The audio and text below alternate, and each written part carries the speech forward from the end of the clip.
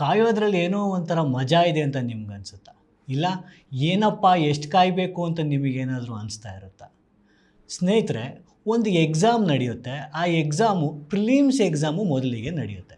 ಅದಾದಮೇಲೆ ಅದರಲ್ಲಿ ಕೆಲವು ಸಮಸ್ಯೆ ಇದೆ ಅಂತ ಹೇಳಿಬಿಟ್ಟು ಎಕ್ಸಾಮ್ ನಡೆಯುತ್ತೆ. ಎಕ್ಸಾಮ್ ಆದಮೇಲೆ ಅದು ಕೋರ್ಟ್ಗೆ ಹೋಗುತ್ತೆ. ಕೋರ್ಟ್ಗೆ ಹೋದ್ಮೇಲೆ ಮೇನ್ಸ್ ಎಕ್ಸಾಮ್ ನಡೆಯುತ್ತೆ. ಮೇನ್ಸ್ ಎಕ್ಸಾಮ್ ನಡೆದು ಸುಮಾರು ದಿನ ಆದಮೇಲೆ ರಿಸಲ್ಟ್ ಬರುತ್ತೆ. ರಿಸಲ್ಟ್ ಬಂದ ಮೇಲೆ ಇಂಟರ್ವ್ಯೂ ನಡೆಯುತ್ತೆ. ಇಂಟರ್ವ್ಯೂ ಆದಮೇಲೂ ಫೈನಲ್ ರಿಸಲ್ಟ್ ಅನ್ನೋದು ಇವತ್ತವರೆಗೂ ಕೂಡ ಬಂದಿಲ್ಲ. ನಾನಿದು ಯಾವುದೋ ಒಂದು ಚಿಕ್ಕ ಪುಟ್ಟ ಎಕ್ಸಾಮ್ ವಿಚಾರದ ಬಗ್ಗೆ ಮಾತಾಡ್ತಾ ಇಲ್ಲ. ಕರ್ನಾಟಕದಲ್ಲಿ 384 KS ಹುದ್ದೆಗಳಿಗೋಸ್ಕರ ನಡೆದಂಥ ಎಕ್ಸಾಮ್ ಬಗ್ಗೆ ನಾನಿವತ್ತು ಮಾತಾಡ್ತಾ ಇದ್ದೀನಿ. ಈ ಸಮಸ್ಯೆ ಎಲ್ಲ ಯಾವಾಗಿಂದ ಶುರುವಾಯಿತು ಅಂತ ನೋಡೋಣ. ಫೆಬ್ರವರಿ 2024ರಲ್ಲಿ ಕರ್ನಾಟಕ ಲೋಕಸೇವಾ ಆಯೋಗದ ವತಿಯಿಂದ ಗೆಜೆಟೆಡ್ ಪ್ರೊಫೆಷನರಿ ಹುದ್ದೆಗಳಿಗೋಸ್ಕರ 384 ಹುದ್ದೆಗಳಿಗೆ ಅಧಿಸೂಚನೆಯನ್ನು ಮಾಡಲಾಗಿತ್ತು. ಇಲ್ಲಿ ಮೇನ್ಸ್ ಎಕ್ಸಾಮ್ಗಿಂತ ಮುಂಚೆ ಅಂತ ಹೇಳಿದ್ರೆ ಪ್ರಿಲಿಮ್ಸ್ ಎಕ್ಸಾಮ್ ನಡೆಯುತ್ತೆ. ಪ್ರಿಲಿಮ್ಸ್ ಎಕ್ಸಾಮ್ ನಡೆದಾಗ ಸಂದರ್ಭದಲ್ಲಿ ಇದರಲ್ಲಿ ಟ್ರಾನ್ಸ್ಲೇಷನ್ ಮಾಡಿದಂಥದ್ರಲ್ಲಿ ಸಮಸ್ಯೆಗಳಿದೆ ಅಂತ ಹೇಳಿಬಿಟ್ಟು ಒಂದು ಗಲಾಟೆ ಶುರುವಾಗಿ ಆ ಎಕ್ಸಾಮು ಎಕ್ಸಾಮ್ ನಡೆಯುತ್ತೆ. ಎಕ್ಸಾಮನ್ನು ಕೂಡ ಸ್ಟೂಡೆಂಟ್ಸು ಬರೀತಾರೆ. ಬರೆದಾದ್ಮೇಲೆ ಆದರೂ ಸಮಸ್ಯೆ ಎಲ್ಲ ಬಗೆಹರಿತಾ ಅಂತ ನೋಡಿದಾಗ ಅದು ಕೂಡ ಕೆಲವರು ಕೋರ್ಟಿಗೆ ಹೋಗ್ತಾರೆ. ಇದರಲ್ಲಿ ಟ್ರಾನ್ಸ್ಲೇಷನಲ್ ಸಮಸ್ಯೆ ಇದೆ ಮತ್ತು ಬೇರೆ ಬೇರೆ ಪ್ರಶ್ನೆಗಳನ್ನು ಇಟ್ಕೊಂಡು ಕೋರ್ಟಿಗೆ ಹೋಗ್ತಾರೆ. ಕೋರ್ಟಲ್ಲಿ ಈ ವಿಚಾರ ಕೋರ್ಟಲ್ಲಿ ಇದ್ದಂಥ ಸಂದರ್ಭದಲ್ಲೇ ಕೆಲವರಿಗೆ ಮೇನ್ಸ್ ಎಕ್ಸಾಮ್ ಬರೀಲಿ ಅಂತ ಹೇಳಿ ನ್ಯಾಯಾಲಯ ಅವಕಾಶ ಕೊಟ್ಟ ಮೇಲೆ ಮೇನ್ಸ್ ಎಕ್ಸಾಮನ್ನು 2025 ಮೇ ತಿಂಗಳಿನಲ್ಲಿ ಅಭ್ಯರ್ಥಿಗಳು ಬರೀತಾರೆ. ಈ ಮೇನ್ಸ್ ಎಕ್ಸಾಮ್ ಎಲ್ಲ ಆದಮೇಲೆ ಇಂಟರ್ವ್ಯೂವನ್ನು ಕರೀಲಾಗ್ತದೆ. ಈ ಇಂಟರ್ವ್ಯೂ 2026 ಮೇ ಮತ್ತು ಜೂನ್ ತಿಂಗಳ ನಡುವಿನಲ್ಲಿ ಇಂಟರ್ವ್ಯೂ ನಡೆಯುತ್ತೆ. ಈಗ ಇಂಟರ್ವ್ಯೂ ಕೂಡ ಮುಗಿದಿದೆ.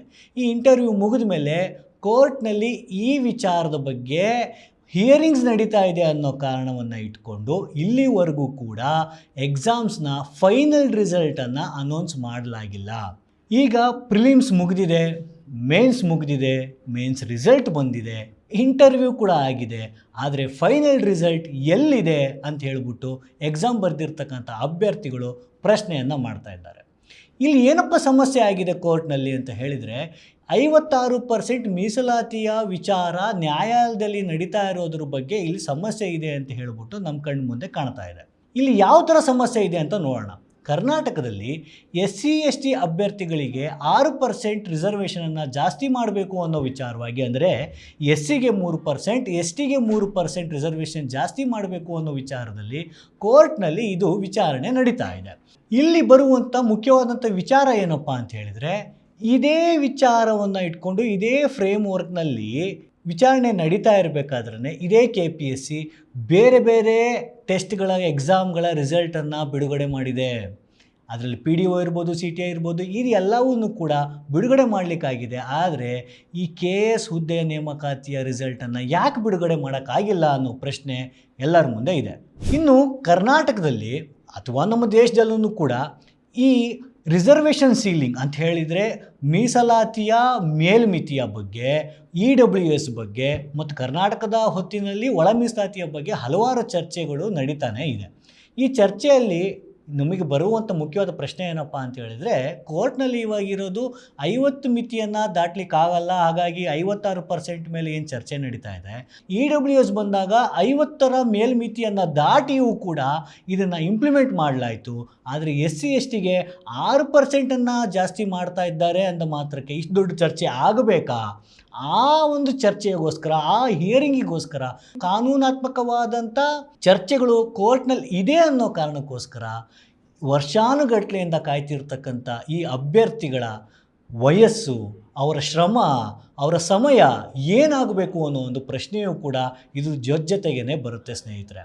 ಇಲ್ಲಿ ಮುಖ್ಯವಾಗಿ ವಿದ್ಯಾರ್ಥಿಗಳು ಕೇಳ್ತಾ ಇರ್ತಕ್ಕಂಥದ್ದು KPSC ಮೇಲೆ ಕೇವಲ ಆರೋಪವನ್ನು ಮಾಡ್ತಕ್ಕಂಥದ್ದಾಗಲಿ ಅಥವಾ ನ್ಯಾಯಾಂಗವನ್ನು ನಿಂದನೆ ಮಾಡ್ತಕ್ಕಂಥ ವಿಚಾರ ಇದಲ್ಲ. ಇದು ಒಟ್ಟಾರೆ ಪರೀಕ್ಷೆ ನಡೆಸುವಂಥ ಅದರ ಕ್ರಮದ, ಅದರ ಅಕೌಂಟಬಿಲಿಟಿಯ ಪ್ರಶ್ನೆ ಇದಾಗಿದೆ.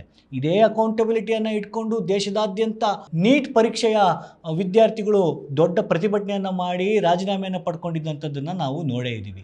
ಅದೇ ರೀತಿಯಾದಂಥ ಅಕೌಂಟಬಿಲಿಟಿಯ ಪ್ರಶ್ನೆ ಇದಾಗಿದೆ. ಯಾಕೆ ಅಂತ ಹೇಳಿದರೆ, ಅಧಿಸೂಚನೆ ಹೊರಡಿಸಿ ಇವತ್ತಿಗೆ ಬರೋಬ್ಬರಿ 903 ದಿನಗಳಾಗಿದೆ. ಅಂತ ಹೇಳಿದರೆ 2 ವರ್ಷ 5 ತಿಂಗಳು 23 ದಿನ ಆಗಿದೆ.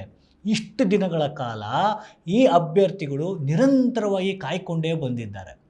ಇಲ್ಲಿ ವಿದ್ಯಾರ್ಥಿಗಳು ಕೇಳ್ತಿರ್ತಕ್ಕಂಥದ್ದು ಏನೋ ದೊಡ್ಡ ಸೌಲಭ್ಯವನ್ನು ನಮಗೆ ಕೊಡಿ ಅಂತ ಕೇಳ್ತಾ ಇಲ್ಲ. ತಾವೇ ಬರೆದಂಥ ಪರೀಕ್ಷೆಗೆ ಇನ್ನು ಎಷ್ಟು ಕಾಲ ನಮ್ಮನ್ನು ಸತಾಯಿಸ್ತೀರಾ, ನಮಗೆ ಸರಿಯಾಗಿರ್ತಕ್ಕಂಥ ಫೈನಲ್ ರಿಸಲ್ಟನ್ನು ಕೊಡಿ ಅಂತ ಹೇಳ್ಬಿಟ್ಟು ವಿದ್ಯಾರ್ಥಿಗಳು ಕೇಳ್ತಾ ಇದ್ದಾರೆ. ಇದರಲ್ಲಿ ಏನಂತ ದೊಡ್ಡ ತಪ್ಪಿದೆ? ಇದೆಲ್ಲವನ್ನು ಇಟ್ಕೊಂಡು ನೋಡಿದರೆ ನಮ್ಮ ಮುಂದೆ ಕೆಲವು ಮುಖ್ಯವಾದ 5 ಪ್ರಶ್ನೆಗಳು ನಮ್ಮ ಮುಂದೆ ಇದೆ. ಅದರಲ್ಲಿ ಮೊದಲನೇದು, ಈ 384 KS ಹುದ್ದೆಗಳ ನೇಮಕಾತಿಯ ರಿಸಲ್ಟನ್ನು ಅನೌನ್ಸ್ ಮಾಡಲಿಕ್ಕೆ ಇರ್ತಕ್ಕಂಥ ನಿಖರವಾದ ಕಾನೂನಾತ್ಮಕವಾದಂಥ ಅಡೆತಡೆ ಯಾವುದು ಅನ್ನೋದು ಮೊದಲನೇ ಪ್ರಶ್ನೆ. ಆದರೆ 56% ಮೀಸಲಾತಿಯ ಹಿಯರಿಂಗ್ನಲ್ಲಿ ಇರ್ತಕ್ಕಂಥ ಕಾನೂನಾತ್ಮಕ ಅಡಚಣೆ ಯಾವುದು ಅನ್ನೋದು ಎರಡನೇ ಪ್ರಶ್ನೆ ಆಗುತ್ತೆ. ಮೂರನೇದಾಗಿ, ಇದೇ ಫ್ರೇಮ್ ವರ್ಕ್ನಲ್ಲಿ KPSC ಈಗಾಗಲೇ ಬೇರೆ ಬೇರೆ ರಿಸಲ್ಟನ್ನು ಅನೌನ್ಸ್ ಮಾಡೋಕ್ಕಾಗುತ್ತೆ, ಆದರೆ ಈ 384 KS ಹುದ್ದೆಗಳ ರಿಸಲ್ಟನ್ನು ಯಾಕೆ ಫೈನಲ್ ರಿಸಲ್ಟನ್ನು ಕೊಡೋಕ್ಕಾಗ್ತಾ ಇಲ್ಲ ಅನ್ನೋದು ಮೂರೇ ಪ್ರಶ್ನೆ ಆಗಿದೆ. ಇನ್ನು ನಾಲ್ಕನೇದಾಗಿ, ಈ ಅಭ್ಯರ್ಥಿಗಳು ಪ್ರಿಲಿಮ್ಸು, ಮೇನ್ಸು, ಇಂಟರ್ವ್ಯೂ ಎಲ್ಲವನ್ನು ಮುಗಿಸಿದ ಆದಮೇಲೂ ಕೂಡ ನಿರ್ದಿಷ್ಟವಾಗಿ ಯಾವಾಗ ಫೈನಲ್ ರಿಸಲ್ಟ್ ಕೊಡಬೇಕು ಅಂತಕ್ಕಂಥ ನಿಮ್ಮ ಉದ್ದೇಶ ಆದರೂ ಯಾವತ್ತಿದೆ ಅನ್ನೋದು ನಾಲ್ಕನೇ ಪ್ರಶ್ನೆ.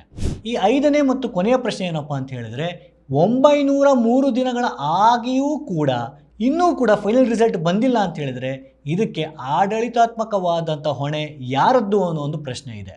ಸೊ ಅಭ್ಯರ್ಥಿಗಳು ಕೇಳ್ತಿರ್ತಕ್ಕಂಥದ್ದು ಭಾಳ ಸಿಂಪಲ್ ಆಗಿದೆ.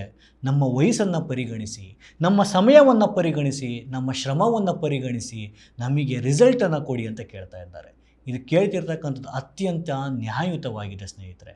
ಯಾಕೆ ಅಂತ ಹೇಳಿದರೆ, ವಿದ್ಯಾರ್ಥಿಗಳು ಇಲ್ಲಿ ಓದಬೇಕು ಅಂತ ಅಂದಾಗ ಸಾಕಷ್ಟು ಶ್ರಮವನ್ನು ಹಾಕಿರ್ತಾರೆ, ಸಮಯವನ್ನು ಹಾಕಿರ್ತಾರೆ. ಬೆಳಿಗ್ಗೆ ಎದ್ದು ಫ್ರೆಂಡ್ಸನ್ನು, ಫ್ಯಾಮಿಲಿಯನ್ನು ಬಿಟ್ಟು ಲೈಬ್ರರಿಯಲ್ಲಿ ಕೂತ್ಕೊಂಡು ಓದ್ತಾ ಇರ್ತಾರೆ. ಇನ್ನೆಷ್ಟು ದಿನ ಕಾಯಬೇಕು?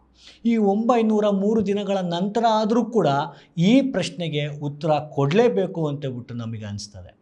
ಈ ಕಾಯಬೇಕು, ಈ ಕಾಯುವ ನೋವು ಅಂತ ಹೇಳುವಂಥ ಸಂದರ್ಭದಲ್ಲೇ ಈ KS ಅಧಿಕಾರಿಗಳಾಗುವಂಥ ಅಭ್ಯರ್ಥಿಗಳಿಗೂ ಕೂಡ ಒಂದು ಮಾತನ್ನು ಹೇಳಬೇಕು ಅಂತ ಅನಿಸುತ್ತೆ. ಈ ಕಾಯುವ ನೋವನ್ನು ನೀವು ಈಗಾಗಲೇ ಅನುಭವಿಸಿದ್ದೀರಾ. ನೀವೆಲ್ಲ ಅಧಿಕಾರಿಗಳು ಆದಮೇಲಾದ್ರೂ ಕೂಡ ಜನಗಳು ತಮ್ಮ ನ್ಯಾಯಕ್ಕೋಸ್ಕರ, ತಮ್ಮ ನ್ಯಾಯಯುತವಾದಂಥ ಕೆಲಸವನ್ನು ಆಗಬೇಕು ಅಂತ ಹೇಳ್ಬಿಟ್ಟು ನಿಮ್ಮ ಕಚೇರಿಗಳಿಗೆ ಬಂದಾಗ ಆ ಜನಗಳಿಗೂ ಕೂಡ ನೀವು ಈ ಕಾಯುವ ನೋವನ್ನು ಕೊಡಬೇಡ್ರಿ ಅಂತೇಳ್ಬಿಟ್ಟು ನಾ ಈ ಮೂಲಕ ಕೇಳ್ಕೊಳ್ತೇನೆ.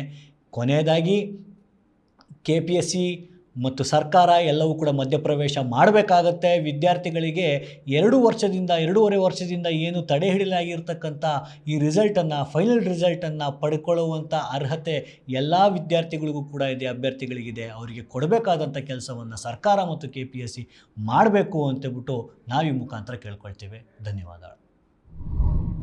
ಮತ್ತಷ್ಟು ವಿಶೇಷ ವಿಡಿಯೋಗಳನ್ನು ನೋಡಲು ಮತ್ತು ಹೊಸ ವಿಡಿಯೋಗಳ ಬಗ್ಗೆ ತಿಳಿಯಲು eDina.com ಯೂಟ್ಯೂಬ್ ಚಾನೆಲ್ ಸಬ್ಸ್ಕ್ರೈಬ್ ಮಾಡಿ ಮತ್ತು ಬೆಲ್ ಐಕಾನ್ ಕ್ಲಿಕ್ ಮಾಡಿ.